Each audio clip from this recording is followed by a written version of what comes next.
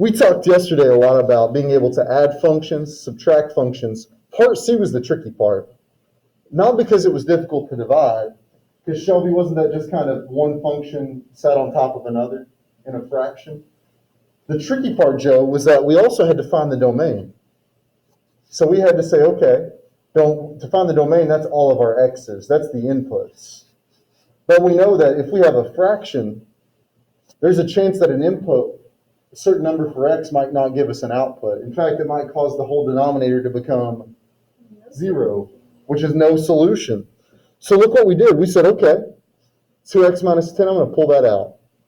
I know that cannot equal 0. If my denominator equals 0, I'm in trouble. We solved it. And what did we end up finding here on this first one, Shelby? 5. X cannot be 5. No. What would happen if x was 5? 2 times 5 is? 10. And 10 minus 10? 0. 0. You can't have 0 in the denominator. That's a big no. That's a big no-no. The universe explodes. So, Joe, what we said was, we said, hey, okay, then the domain is going to be everything but 5. We literally had to stop right here in the middle of doing the domain and say, hey, but not 5. Everything but not 5. All right.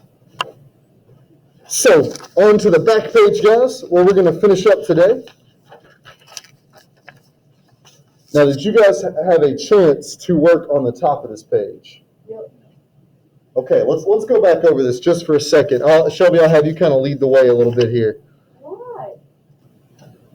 So, guys, they wanted us to deal with these functions from number 1 on the previous page, on page number 15. And what are we going to do here, Shelby? Find 2. 2. Yeah. Find f of 2, right? Yeah. And that's right. And then afterwards, multiply the values you find together. So let's find f of 2 and g of 2. So we say, okay, f of 2. That's going to be, what are we replacing x with? 2. So 4 times 2 plus 6, and same thing on g of 2. 2 times 2 minus 10. What did you get for our first one?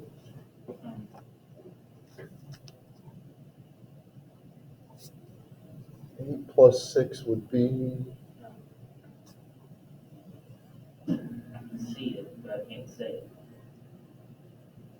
I think, would that be 14? Yes. Yeah, and then Shelby, what'd you get for g of 2? -6. -6. And so, guys, now they wanted us to say, okay, now that you found your answer, multiply those values together. We're going to do f times g when we plug in 2 to them, which we just did. So f times g with 2 involved. So that would be 14 times -6. And Shelby, what'd you get there? -84. So those are our 3 answers. What we found whenever we plug 2 in for f, what we found when we plug 2 in for g, and then what we find whenever we take those answers and multiply. And we'll skip number 2. Number 2 is just like number 1, except it uses different functions. It uses functions from number 2 on the previous page. So guys, today's going to be a short day. This is the last thing we're going to do here. But it's also going to be really tricky if you don't pay super close attention. I want you guys to read this for me to yourselves. We want to be able to know how to compose functions. Something called composing functions. So take some time and let's read that to ourselves. Now, does this sound really confusing?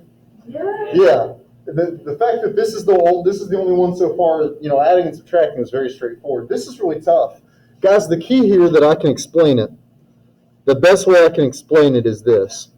Do you know how normally we have f of x, a function that runs off x? What do you see down here? We have f of g of x. What got replaced? X got replaced with g of x.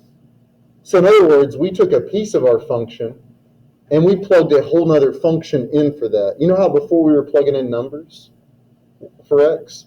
We're going to be plugging in whole functions for x. we're going to take a function and we're going to plug it inside of another function. Functionception. So in this case, you see how it's f of g of x? We would place the entire expression for g of x in for x. So you would look at your f of x function, you take another function, put it inside of it. Let's see what that looks like, guys. It's actually not too bad once you see it in practice. So look what they want us to find. We're going to find both f of g of x and g of f of x. So we're going to plug each of these into each other. Let's start with f of g of x. So here's f of x. Now our home base, I like to call it our home base. What's the first letter you guys see here in this expression we've got written down? F. So f is our base. It is what we're going to start with. It's the equation we are looking at. And what do you notice we're plugging into that base? G of x. So in other words, we're going to take 2x minus 10. Isn't that what g of x equals? Mm-hmm. And what are we going to do with it? We're going to plug it into f of x. And what are we going to replace? We're going to replace x with g of x. You're going to take that and put it in for x instead. So check this out. What would our equation look like? It would be, well, so it'll be, what do you see in here? Go ahead, Joe. So we got f of g of x. If our home base is this, will the 4 still be there? Yeah. Sure. 4. What are we replacing x with, though? 2x minus 10. Look what I did here, guys. Put that in parentheses because we're replacing x with this whole thing. And then what comes after that? What do we still have? Plus 6. Oh. Yeah, so do you see what we did? We took a function and we plugged it in to another function by replacing the input. So in other words, our new input isn't x. Our new input is a whole function. It's not a number, it's a whole expression. And from here, it gets a little bit easier. What do you guys see that we can do to simplify this? What can we do with that 4? It begins with a D. It is multiplying. It rhymes with distribute. We can distribute. So 4 times 2x would be 8x. 4 times negative 10. Negative 40. And then you just got one thing left here to do. So we're almost done. Last thing we got to do we have any like terms we can still combine? Yeah. Yeah, negative 40 and 6. I'll let you guys find out what that's going to be. Negative 40 plus 6.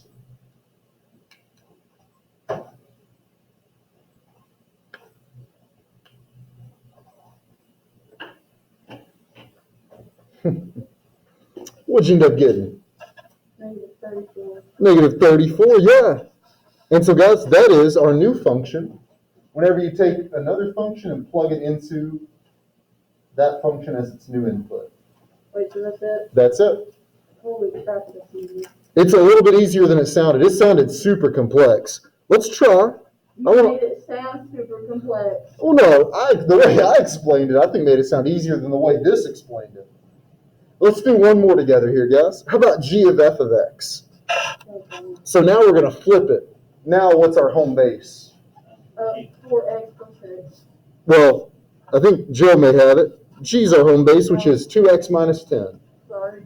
And what are we plugging into our base now? We're taking, it was g of x, now it's g of fx. So we're taking f of x and plugging it in where x used to be. So now it's going to be 2 times, what are we plugging in here? 4x plus 6. Yeah, we're taking f of x and plugging that inside of g. And don't forget the minus 10. And I'm going to let you guys, I'm going to let you guys see if you can simplify that for me. So go ahead. Easier to combine. What do you end up getting here, guys? 8x plus 2. 8x, and then 12 minus 10 is 2. Very, very nice. I'll zoom out a little bit so everybody can see that. Yeah, so there's g of f of x, and there is f of g of x. And are they the exact same answer, or are they a little different? A little different. They had the same beginning, but that number at the end is what changes up. So I'm going to let you guys try number 2, and then I want you guys to try number 1 down here. So these are the last 2 problems of the day, guys. This one, hey, be careful. Read the instructions here. This one, are we doing the same thing with f of g of x and g of f of x? Yeah. This one down here, we're given 3 functions. Look what they're having us do. Plug 2 into this one, plug -3 into that one, and plug 4 into that one. Get your 3 answers, and then we're going to add them together. So you're going to find out what those 3 things are, and then add them together. So those are our 2 problems here. Go ahead, guys. Okay, guys, so as we're checking for my virtual people at home, you can check your answer here on number 2. Here was f of g of x, where we took this function, which I labeled in green, moved it into the function I labeled in blue. You can see that right there. I tried to color coordinate it. I think that may help. It may help a little bit. You can kind of see what we're plugging in. Then, once you incorporate it, it all becomes one function, 20x plus 19. G of f of x, we're taking 5x minus 16, plugging it into that one. Work it out, you get 20x minus 57. So if you need to pause to get that down, you can. Last thing, guys. This one was a little bit interesting. We have multiple functions. The magic word is substituting. And then we're going to learn how to combine those answers after substituting. So Shelby, I know you did a great job on this one.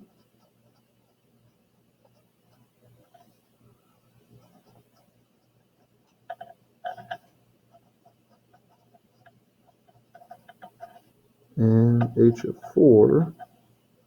What did you end up getting, Shelby, for f of 2? 12. I agree. -10 plus 22 is 12. What did you end up getting for g of -3? -3. Yep. -12 plus 9 is -3. And then finally, what did you get for h of 4?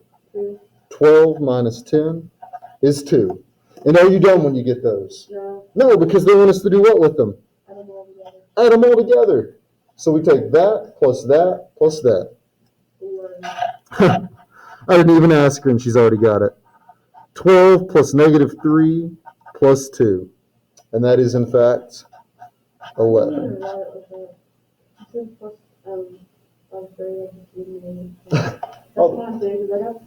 That's true. And honestly, you could have just done 12 minus 3, because when you add a negative, you really subtracted.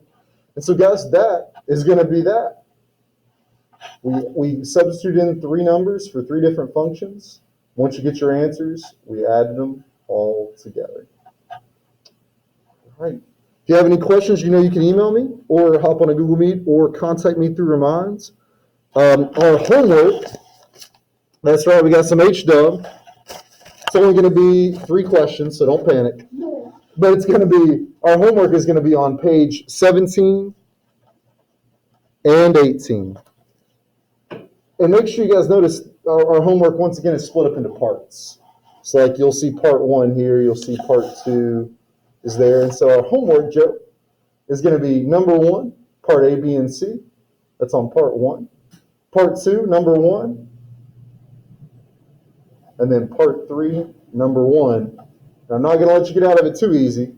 It is f of g of x and g of f of x. So you're not just plugging in one way, you're plugging each function into the other. So thank you guys very much.